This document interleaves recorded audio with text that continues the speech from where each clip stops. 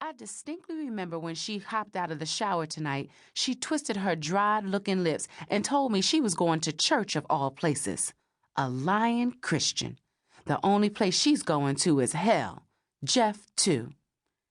"Hey, baby, taste this," I hear Marlene say. She calls him baby? Okay, who just kicked me in the gut? I reach down and clutch my belly, rubbing it to ease my pain. It's good.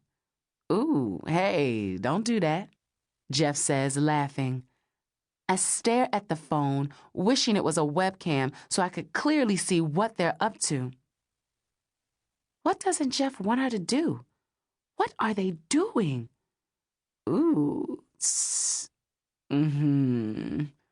Oh my God. I hope she's not sucking my honey's fingers in public. Marlene knows that's one of my favorite moves that I'd always use on my Jeff.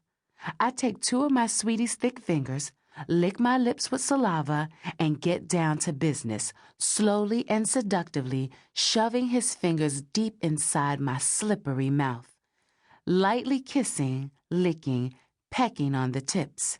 Then, using lots of tongue, I'd feverishly devour all his fingers as if they were a different, delicious, and engorged part of his body.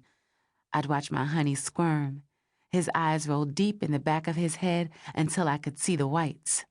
And I'd hear him moan, ooh, oh, yeah, Rachel. Hearing him moan got me super hot, too, especially when he'd say my name. His voice alone could cause a pool of wetness to totally soak my panties, and I'd start smelling that smell that you smell when you're about to make love, a stinky yet erotic odor that adds to the nastiness of the moment. And I remember, whenever I kissed, licked, and sucked Jeff's fingers, he'd always return the favor. Always. Uh-oh.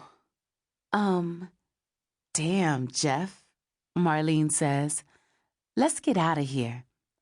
I stand up, panic-stricken, and yell at my cell phone. You unconscionable prick!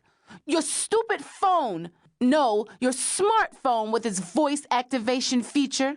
Apparently, how can a damn phone with no feelings expose you and tell me what you're not brave enough to tell me? I toss the phone on the carpet. I'm talking to Jeff, but, of course, it's apparent he's too involved with my sister to hear my frantic outbursts. I am standing in the living room of my and Marlene's two-bedroom apartment. It's 10:30 at night. I know one thing. That girl better be home within an hour. She has to be at work at 7:30 tomorrow. She works at the bank. And if she's too drowsy to pay attention to what she's doing, she'll screw up big time and count out the wrong amount of change to her customers, and then I can enjoy watching the skank get fired. Yeah, that'll be good for her. Get her nasty, scandalous, Monique-looking self fired so she can be broke. Then Jeff won't give a damn about her chubby cheeks, because he's always said he prefers women who have a job. I know unflattering information about her. 1, she's big as hell and has to use lots of soap and water to smell halfway fresh. 2, she passes gas in her sleep. How romantic is that? I pray to God he never gets to find out that little detail. But then if he does, hopefully it'll be a deal breaker. 3, she's a big-time sucker for anybody who gives her a compliment. A man can be sitting in a wheelchair at the corner of a crowded intersection holding a cardboard sign on his lap, but if the loser gestures at my sister to roll down her car window and calls her cute, the gullible dummy blushes like she was just propositioned by Barack Obama, and she'll fork over a few crinkled $5 bills. Someone needs to send Marlene a slow check real quick, because she is so naive, it's embarrassing. For centuries, men have told women everything they think we want to hear. Doesn't mean any of it is true. I'm so upset I swallow this huge lump that's lodged in my throat.